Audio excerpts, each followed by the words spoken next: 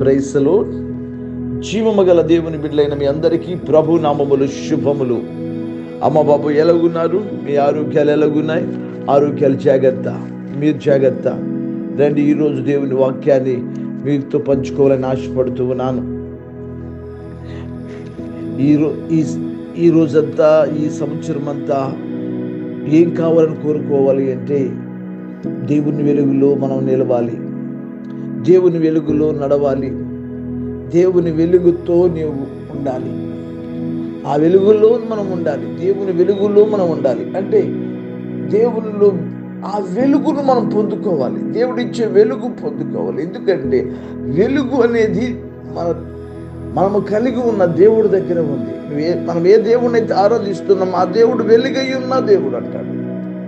మొదటి యోహాను రాసిన పత్రిక 1వ అధ్యాయము 5వ వచనం లాస్ట్ లైన్ అన్నాడు, దేవుడు వెలుగై ఉన్నాడు, ఆయన యందు చీకటి ఎంత మాత్రము లేదు. ఆయన ఏమై ఉన్నాడంటే వెలుగై ఉన్న దేవుడు.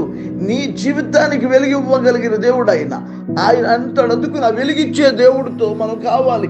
ఆ వెలుగు నీకు కావాలి అంటే, ఆ వెలుగు నీ కుటుంబానికి కావాలి అంటే, ఆ వెలుగు నీ సంఘానికి కావాలంటే, ఆ వెలుగు నీ స్నేహితులు కావాలి అంటే, ఆ వెలుగులో మనమందరము నిలవాలి అంటే దేవుని వాక్యము సూటిగా స్పష్టంగా మాట్లాడుతుంది మనతోటి. యాకోబు రాసిన పత్రిక 4వ అధ్యాయం 8వ వచనం అంటాడు, దేవుని వద్దకు రండి, అప్పుడు ఆయన మన వద్దకు వస్తాడు. అంటే వెలుగులోనికి వస్తే వెలుగు నీలోకి వస్తుంది, వెలుగు నీతో ఉంటుంది, వెలుగుతో నువ్వు నింపబడతావు. నువ్వు దేవుని వద్దకు రావాలి. నువ్వు లోకంలో ఉండి పాపములో ఉండి దేవుని వెలుగు రావాలంటే రాదు. నువ్వు లోకంలో ఉండి దేవుని వెలుగు రావాలంటే రాదు. నువ్వు చీకటికే ప్రార్థన చేస్తూ, చీకటినే వెతుకుతూ, చీకటినే కోరుకుంటూ దేవుడు వెలుగు రావాలంటే రాదు. దేవుని వెలుగు కొరకు నీవు నేను కూడా ఇష్టపడాలి. దేవుని వెలుగు కొరకు మనం ఆశపడాలి. దేవుని వెలుగు కొరకు ఆతృత కలిగి ఉండాలి. ఆ వెలుగు కావాలి అంటే ఆదిమ సంఘములో పేతురు చెరసాలలో ఉన్నప్పుడు సంఘము అతని కొరకు ప్రార్థన చేయుచున్నదంట. ఎప్పుడైతే అతని కొరకు ప్రార్థన చేస్తుందో సంఘము దేవుని వెలుగు ఆయన కమ్ముకున్నట్లుగా మనం చూస్తూ ఉన్నాం. ఎందువలనంటారు? వెలుగిచ్చే దేవుడు ఆయన దగ్గర ఏముంది సంఘములో అంటే, సంఘములో అత్యాశక్తి కలిగిన ప్రార్థన ఉందని. అంటే ప్రార్థన ఆసక్తి కలిగి ఉంటే దేవుడు వెలుగు నీకు ఇస్తాడు. వెలుగులోకి వచ్చావు రాత్రి మాత్రమే కాదు, దేవుళ్ళలోకి వచ్చావు మాత్రమే సరిపోదు.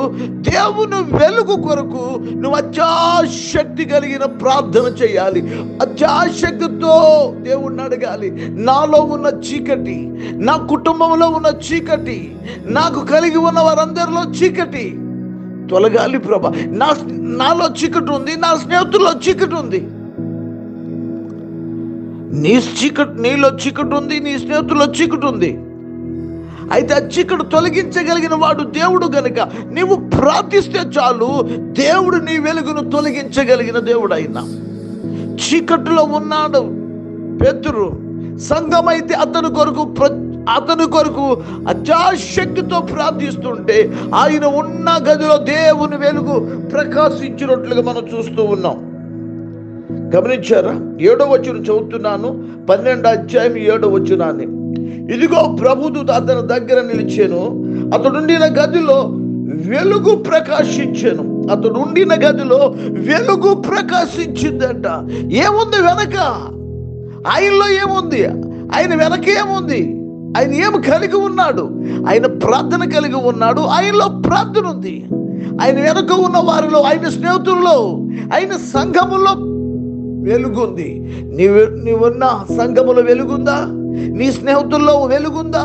ఆ వెలుగులో నువ్వు నడిచినప్పుడు దేవుడు నీవు ఎక్కడికి వెళ్తున్నావు అక్కడికి నీకు వెలిగివ్వగలిగిన దేవుడు. నువ్వు వెళుతున్న మార్గములో నీకు వెలిగివ్వగలిగిన దేవుడు. నువ్వు చేయుచున్న పనిలో వెలిగివ్వగలిగిన దేవుడు.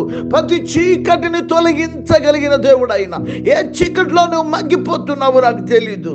నువ్వు ఎంతకాలం ఆ చీకటిలో ఉంటావో నాకు తెలీదు. ఆ చీకటి నుండి బయటికి రావాలనేదే పరిశుద్ధాత్మ దేవుడు ఈ యూట్యూబ్ ద్వారా నీతో సూటిగా మాట్లాడుతున్నాడు. వెలిగించే దేవుడితో నువ్వు గడపాలి. వెలుగు కావాలని ఆసక్తితో నువ్వు అడిగినప్పుడు ఆయన వెలుగుతో నింపడానికి ఇష్టపడుతున్నాడు. నీలో ఉన్న వెలుగు, నీలో ఉన్న చీకటిని తొలగించడానికి ఇష్టపడుతున్నాడు.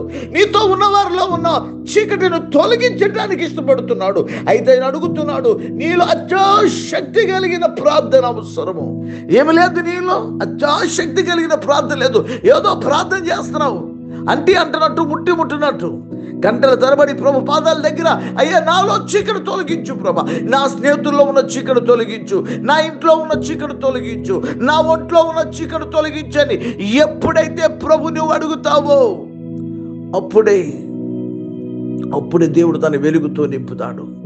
నాకు తెలిసిన ఒక స్నేహితుడు నాడు, ఆయన చాలా భక్తి చేస్తూ ఉంటాడు. ఆయన భక్తి చేస్తూ ఉన్నాడు, ఆయన కుటుంబం కూడా భక్తి చేస్తుంది. మాట్లాడితే మా కులస్తులం అందరమునండి, మేమందరమునండి. వాళ్ళు కులం అనే చీకటి ఉంది మాట. భక్తి చేస్తున్నాడు, కులం అనే చీకటి నీలో ఉంది. నీ కులం అనే చీకటి వల్ల నీ జీవితంలోకి జయము లేక క్షేమము లేక ఉంది. అందుకనే రావాలి యేసయ్య దగ్గరకు. ఏదైతే నీకు చీకటి ఉందో విడిచిపెట్టు. కులం అనే చీకట, లోకం అనే చీకట, పాపం అనే చీకట విడిచిపెట్టి ప్రభు వైపు చూసు. వారు ఆయన వైపు చూడగా వెలుగు కలిగినని 34వ కీర్తన 5వ వచనంలో చెప్తుంది. నువ్వు ఆయన వెలుగు చూసి ఆయన సాక్షిగా నిలబడాలని ప్రేమతో మనం చేసుకుంటున్నాను. వెలుగు వద్దకు నువ్వు రావాలి, వెలుగురు కావాలని అడగాలి, వెలుగు వైపు చూడాలి. తప్పకుండా దేవుడు కార్యం చేస్తాడు. మహాపరిశుద్ధుడా, మీ పరిశుద్ధమైన నామమును బట్టి స్తోత్రాలు. వాక్యం వింటున్న బిడ్డలందరి జీవితాలు వెలుగునివ్వండి. ప్రపంచ దేశాలు నెమ్మది శాంతినివ్వండి. ఈరోజు పుట్టినరోజు, ఈరోజు పెళ్లి రోజు, ఈరోజు శుభకార్యం జరుపుకుంటున్నా అందరి కొరకు ప్రార్థిస్తున్నాను. చాలా మంది బిడ్డలు పరీక్షలు రాయించున్నారు, వారి పరీక్షలో జయమివ్వండి.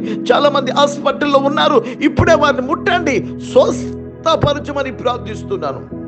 ఇరుకులో ఉన్న, ఇబ్బందులో ఉన్న, ఆర్థికలో ఉన్న, అనారోగ్యంలో ఉన్న ప్రతి ఒక్కరికి మీరు మేలు చేస్తారని యేసయ్యా ప్రార్థిస్తున్నాను. మీ పాదాలు పట్టుకుంటున్నాను. మీరు మాకు ఇచ్చిన మంచి సమయం బట్టి నీ కోట్ల కొలది స్తోత్రాలు చెల్లిస్తూ యేసు శక్తివంతమైన నామములో ప్రార్థించి వేడుకొనుచు ఉన్నాను ప్రియ పరలోకపు తండ్రి, ఆమేన్. ఇట్లు pastor Joseph Petla Vemavaram. God bless you.